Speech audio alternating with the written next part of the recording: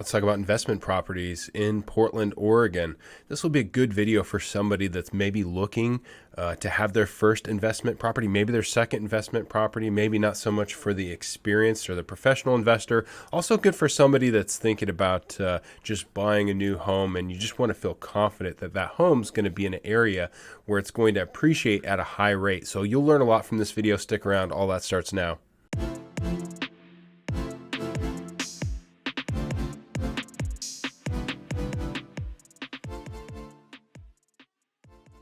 All right, so what makes a good investment property? We're going to go over some of these bullet points here, starting with growth potential. So where is a lot of the growth happening in the Portland metropolitan area? And by the way, these maps that I'm going to reference in this video, I'll include those links in the description of this video if you want to be able to get back to them at a later time. So you've got a lot of different data points here. You've got Central City, Regional Center, Town Center, main streets, corridors, parks, neighborhoods, existing high-capacity transit, and proposed high-capacity transit. These are going to be some of the things that you want to look for in an investor. You want to invest in places, of course, that are growing. So some of those places you can just see right off the bat. And in this video, I'm going to really focus, and I'll show you why here in a few minutes. I'm going to focus more so on the west side. We'll talk a little bit about the east side, but focus more so on the west side. That river going right through the middle of Portland, that's Willamette River. That's largely going to separate the west and the east side. So where are some of the places, just eyeballing this map, that we can kind of expect some growth here in the near future? Big one out far west is going to be Hillsborough, followed by Beaverton. Beaverton's one of the more popular areas for people moving to the suburbs in the Portland metro area. You're going to see a lot of growth out towards Tigard. Sherwood is becoming more and more popular. Great schools out there. But that's where you're starting to get pretty rural. Tualatin we'll see as well. Wilsonville. Again, going back to transit, that is one thing that is important oftentimes for renters. So where's the existing high-capacity transit? Where's some of the proposed stuff? Well, right now, nothing going to Lake Oswego, but you can see there's proposed high-capacity transit there. Transit going over on the east side to Milwaukee, that is rather new, maybe put in the last 6-7 years. Max is going to go all the way out to, like I mentioned here initially, one of the higher growth areas, Hillsborough. So Hillsborough is really going to be able to support a lot of people living out in some of the bedroom communities out here, but maybe commuting over towards Portland, or commuting back east towards Portland for work. Although a lot of the jobs are going to fall here on the west side. This is this area, Hillsborough, Beaverton. This is known as the Silicon Forest. It's sort of a play on Silicon Valley. It's kind of where a lot of the high concentration is for some of the tech stuff in the Portland metropolitan area. Safety is always going to be important. People are going to want to be in safe neighborhoods, of course. We do have a couple of different videos on crime if you want to check them out. One thing that a lot of people have referenced and people have mentioned to me in the past, this is a map that Oregon Live, or the Oregonian, or the largest newspaper in the state of Oregon, put together for shootings reported. And again, that's the Willamette River right there going straight through the middle of Portland. So you can see high concentration of those things happening on the east side. Now, when it comes to safety, where are all the bad neighborhoods? Well, an easy way to think about it, you're not going to find many bad neighborhoods or neighborhoods that people report feeling unsafe. And there's a lot of data on this. Again, referenced in some of our other crime videos. There's data with reports, with self-reported data, and how people feel about the city. You're not going to find too many people that feel unsafe over on the west side. So again, that's one of the reasons why we're going to just kind of focus more so on the west side for this video. But there certainly are going to be some great opportunities over on the east side, probably more so for the professional investors. So amenities, biggest thing when it comes to renting is going to be schools. Schools is going to drive more traffic and more people to move, more so than parks, shopping, transportation. Those things, of course, are important. Like we just mentioned, transportation, shopping, of course, there's parks all over the Portland metropolitan area, but schools, I've got a school map for you for some of the top schools in the Portland metropolitan area. on the west side. So there are a handful of schools that are going to make the top 10 or top 20 that are going to be over here on the east side. The bulk of them, though, are over here on the west side. From West Lynn to Wilsonville, Lake Oswego, Tualatin, Sherwood, these areas over here, these three areas are going to be Beaverton. This one specifically, Aloha. And then beyond growth potential, properties in the path of development or areas slated for future improvements often appreciate faster. Again, going back to this map right here. So if you anything that's going to fall within one of these areas where you can see a lot of growth coming up, it's going to have a dramatic effect on your investment. And then taxes, of course. You're going to want to factor in taxes. Taxes are very difficult. Here's a tax map that's a little bit old, but the newest thing I could find, I just want to give you an idea. There's thousands of tax zones in the Portland metropolitan area. We do a video specifically on taxes as well if you want to watch that. The biggest thing you need to know is there's a measure passed back in 1997, Measure 50, that capped the tax rate growth to 3% a year. So you're not going to expect your property taxes to go up more than 3% every year. Roughly what we see is about, if you're looking at the value or the price of the home, 0.8 to 1.2, so just 1% on average of the home is oftentimes what the property taxes will be. But that depends on how old the house is. Was it built before 97? Was it built after 97, after that Measure 50 rule? And the other big factor is going to be with property taxes that doesn't take into account bonds. So local citizens can vote for bonds to pay for other things, parks, schools. Those are often things that come up in these bonds. And those bonds don't get counted towards that 3% rule. Now, again, I can't speak for all the people living in Multnomah County over here, of course, because there's just thousands of tax zones. But one thing that you hear a lot, it's kind of a joke, a little bit of an inside joke, people in Portland have never seen a bond that they don't like. So in other words, people that tend to live in these areas, I guess, tend to vote at a much higher degree for additional bonds, which increases their property taxes. And I hear that sometimes a lot from buyers. Why are the property taxes so much higher in Portland than some of the other suburbs? And that's oftentimes going to be a good reason why. So expect you might not be paying as much for those additional bonds that are levied in Washington County, which is going to be over here, Beaverton, Hillsborough, Tiger, that area, or Clackamas County. You can actually see right there. You can almost see the line, the divide right there. That's the line between Multnomah County and Clackamas County. So with those things being in mind, where are going to be some of the top areas specifically over on the west side to invest? The school map is probably going to be your best guide. Again, I'll share this link in the description. It's going to coincide quite a bit with this growth map, I would say, with the exception of some of these areas. You don't see it quite as much in West Lynn, even though West Lynn does have one of the top schools in the Portland metropolitan area. A lot of people move to this area specifically for the schools. Once the kids go through the school system, then they move back out or move back to where they come, or they just downsize. Maybe they stay in the area. And then why long-term investment? What distinguishes between the two? Long-term investment properties are typically properties that you're renting for at least 30 days. That's usually how it's defined by your municipalities that regulate these sort of things. But typically you're renting to somebody like on a year term. So short-term rental is going to be quite a bit different. I'll run through real quick with you some of the benefits and some of the downsides of both. So benefits of short-term rentals.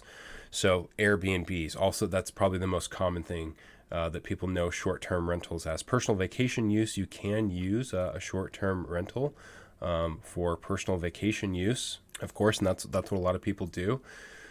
You can have less wear and tear in some cases because the property's not being occupied as much. You might get some greater wear and tear in some places. People going in and out of doors more often, traveling, maybe more wear and tear on things like floors, might have less wear and tear on your mechanicals. Things like your furnace, your AC might not be running as much, so therefore might not run out as quickly. Consistent maintenance, so usually you're maintaining or sort of have to maintenance short-term rentals at a higher frequency, so the properties tend to get taken care of a little bit more. If you do it right, tend to make more overall income. You can charge more per night. Price adjustments, You can also you can have surge pricing. If there's something a concert coming in town that's near your Airbnb, you can raise those prices. You don't have that sort of flexibility with long-term rentals. Cons of short-term rentals, and this is going to be the biggest one. This is the one that everybody should know the most. I'm going to talk about this a little bit more in this towards the end of this video. I'm going to reference this, but competitive markets. It is ultra competitive right now for those Airbnbs. If you want to get into the game, great. More power to you. Just know that a lot of people have been doing that for the past 2 or 3 years. And so consequently, it is much more competitive than it used to be. There's a lot of things that you probably need to know that you didn't need to know if you were back in 2015, 2016, even before Airbnb, which is largely VRBO. So it's primarily what people were using. You just had to throw your property up on VRBO and have some decent pictures. Now you have to have amazing pictures. You have to have a hot tub. You have to be able to split test. You have to be really good at marketing. So the learning curve is a lot steeper for short-term rentals and thus a lot more competitive these days. Off-season vacancies, of course, you can have a much higher rate of vacancy with short-term rentals. And then property management companies. Oftentimes, if you have enough of these short-term rentals, it is a full-time job. You may very well need a property management company to manage it for you, unless you want to be inundated with requests and Airbnb notifications all day long from your guests. You're probably going to want to have a property management company manage the property for you. And what do those prices look like? Well, typically the better property management companies, of course, are going to be higher. Vacasa, for example, is a large vacation rental company.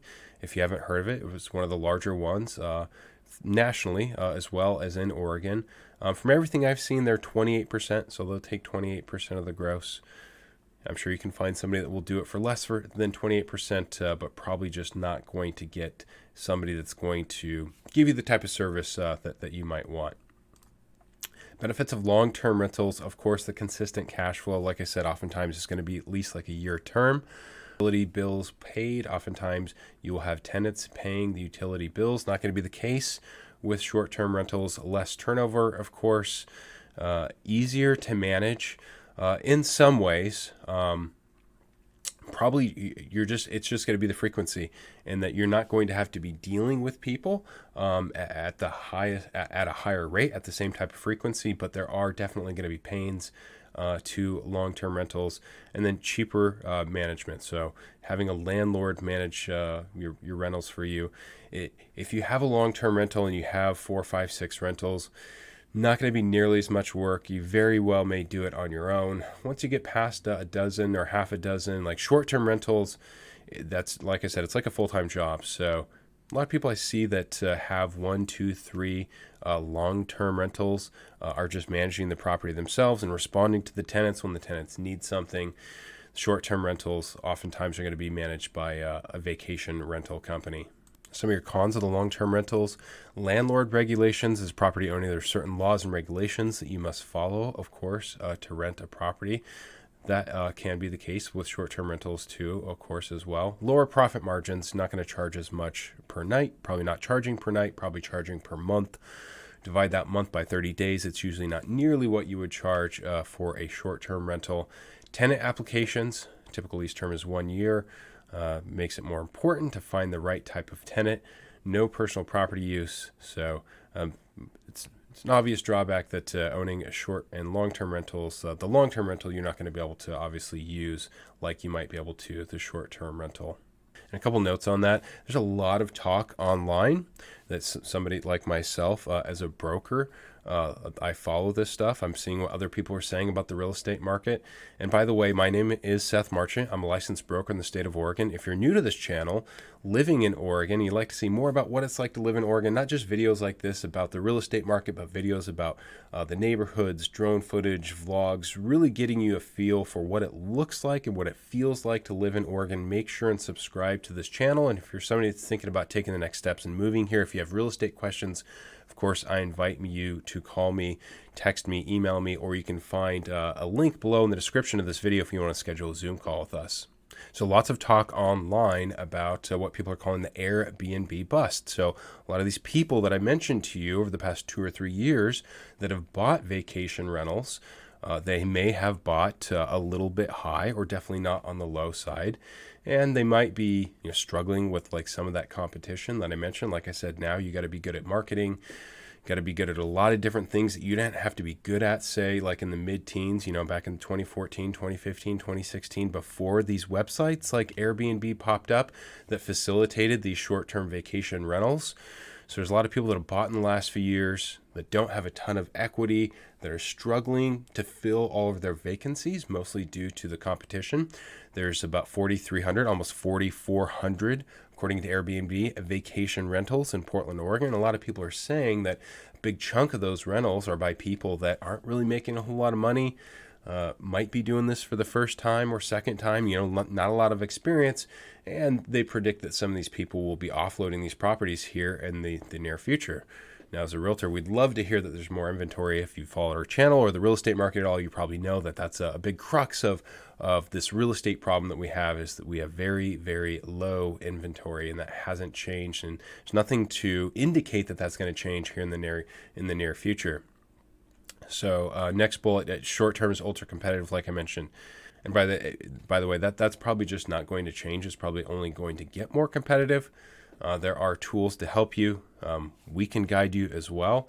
If you have questions about how you can be more competitive, we are very familiar with how to be competitive in the short-term rental industry. But just know that it's not exactly going to be easy money these days. So why do a lot of people get into this industry? The tax incentives. Now, I'm not a CPA, as it says right here, but there are lots of tax incentives. I don't want to give you any specifics because, like I said, I'm not a CPA. But the biggest thing, and the biggest reason why I don't want to cite any specifics, is because when it comes to taxes, everybody's circumstances are very unique, and those circumstances can dictate what types of taxes you may be able to pay or not pay or have to pay or defer, or whatever it may be. Are you single? Are you married? How'd you acquire the property? Did you pay cash? Did you finance the property? Was there a down payment? Did you inherit the property?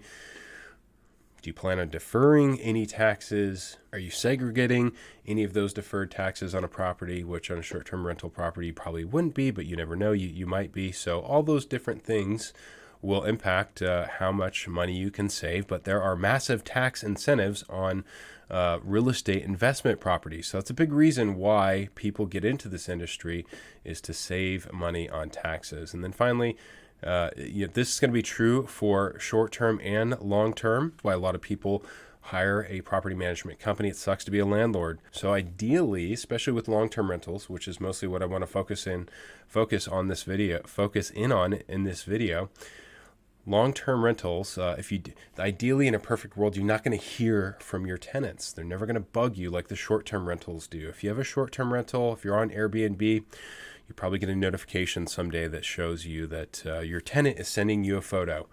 It's one of the many notifications that you might receive that you're going to cringe when you see that. Somebody sends you a photo that's a tenant. It's never a good thing. It's always going to be a bad thing. Ideally, you don't want to hear from your tenants. But on the other side of the spectrum, if you don't hear from the tenants, what does that look like?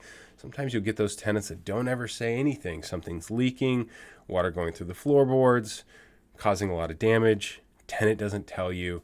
Lots of damage to the house over time, over years and years. If you don't hear from a tenant from years and years, other than just collecting that monthly rent check, there's a good chance that your property is not being taken care of. Us as real estate brokers, we can always identify that when we're touring a house. It's very easy to identify a house that's been a long-term rental. Why? You can just see the wear and tear. They just aren't cared for the same way as a home that somebody's owned. And you might have that experience yourself. If you've rented and owned before, you might think about how you took care of the property when you were renting as opposed to when you were owning. So a few other things for you, if you want to learn more about this stuff, where do a lot of people go? Biggerpockets.com is a big one specifically for short-term rentals. They have a Facebook group as well.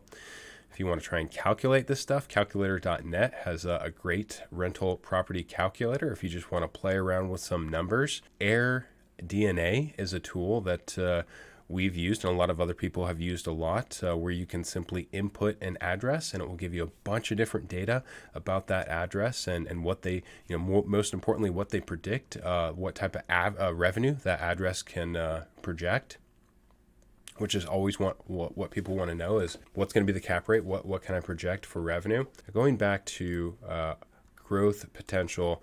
What goes hand in hand with that is going to be growth values. We do a market update on this channel about every quarter or so and talk to you about home values and home value growth.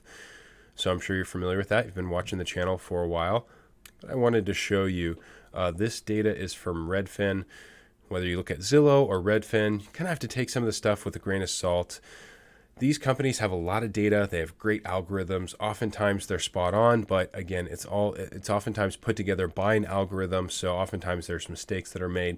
So you kind of have to take this stuff with a grain of salt. But if you're going to buy an investment property in the Portland metropolitan area, of course, you're going to want that to appreciate at a high rate. Like I said, best thing you can do is stay around the schools. But I thought it might be interesting for you to see this graph going back about almost 5 years, which compares Portland, Multnomah County, the other two counties in the Tri-County area, Washington County and Clackamas County. If we go back just before 2019, you can actually see that Portland home values were slightly higher than Clackamas and Washington County. It wasn't until about midway 2021, getting into 2022, that you started to see the divergence. Portland home values diverging away from Clackamas and Washington County. A lot of people started moving when we had the riots in Portland in 2020. A lot of people after that started moving away from Portland, and to the places that they most commonly moved were Clackamas and Washington County. You can see that reflected here in this graph in home values. And going up until today, you can see there's a pretty big difference between home values in Portland and Clackamas and Washington County. So if you're just focused on home value growth, you're not too worried about too many other things. You probably expect a greater home value growth in Washington and Clackamas County. With that being said, though, like I said at the beginning of this video, it's probably a little bit better for more of the casual investor. For the more professional investor, quite frankly, a lot of the opportunity is probably going to lie over on the east side in East Portland, where a lot of people are leaving. Like Warren Buffett says, be greedy when others are fearful and be fearful when others are greedy. So a lot of people are fearful about Portland real estate right now. So I'm sure there are some deals to be had. Now, this data is also kind of interesting. If you look down here, you'll see that the year-over-year growth predicted by Zillow for Portland is negative 4.3 for Washington County. It's plus 1.7 for Clackamas County. It's negative 0.3%. That was a little bit surprising for me to see based on some of the data that I've seen recently, because Zillow just a few months ago said that Zillow's latest forecast, and this was published in August, calls for home values to appreciate by 5.8% in 2023. And that's a lot of kind of what I've been seeing as far as the market goes, and as well as a lot of other updates that I get from Zillow. I get emails from Zillow on zip codes all throughout the Portland metropolitan area. And typically what I'm seeing is like 2, 3, 4, maybe 4 at the highest, probably closer to 2 or 3% projected over the next year in home value growth. I haven't seen anything that Zillow is saying that home values are going to decline over the next year. Now, with that being said, I decided to go ahead and look it up, and the most recent thing on Zillow's website is that Zillow does say that Clackamas County will go down 2.1% and Washington County will go down 3.3%, which, again, going back to this graph right here, Redfin thinks that Washington County is going to do better than Clackamas County. For some reason, Zillow thinks that Washington County is going to do worse than Clackamas County over the next year. Now, all of my reports that I get like this from Zillow, like this one right here, like I said, 3% for 1 year forecasted value increase, and that's in West Lynn. So you really have to take some of that stuff with a grain of salt. But going back to kind of our principles on what are we looking for in a property, again, that's why I focused on the west side. You're going to find the most growth potential, greatest amenities, best schools, best safety. All that stuff is really going to fall on the west side. So for that reason, especially for the casual investor just buying a second or third home, or just somebody buying their initial home that wants to feel good about their home appreciating and being a good investment to the future, those are probably going to be the best areas. Again, the schools are probably going to be one of the best guides for you. A little map that you saw in the very beginning of this video, this is a map of current properties that are on the market that are listed as investment in our RMLS. What makes them an investment property? Well, that's always going to be subjective, but there would be typically things like dual living, ADU, things like that, multifamily, multi-generational, a lot of different reasons somebody might list something as an investment property. But as you can see, pretty well scattered. Probably going to find, again, more so for the professional investor, probably going to find more opportunity over here on the east side. Casual investor doesn't want to have to deal with probably the variation that you might get with the tenants, doesn't want to have to get as many crazy phone calls, whatever that might look like. Might just want to stick over to the west side. All right, so I hope that gives you a better feel for investment properties in the Portland metropolitan area. Again, my name's Seth Marchant. I'm a licensed broker in the state of Oregon. If you have questions, anything at all, if you want to discuss, I invite you to call, email, text, or click the link below in the description of this video on YouTube if you want to schedule a Zoom call with us and meet us that way. And again, if you want to see more videos like this, make sure and subscribe. If you like this video, give me a thumbs up. It lets me know I'm doing a good job. And as always, feel free to comment. We'll reply back. Until next time, take care, everyone.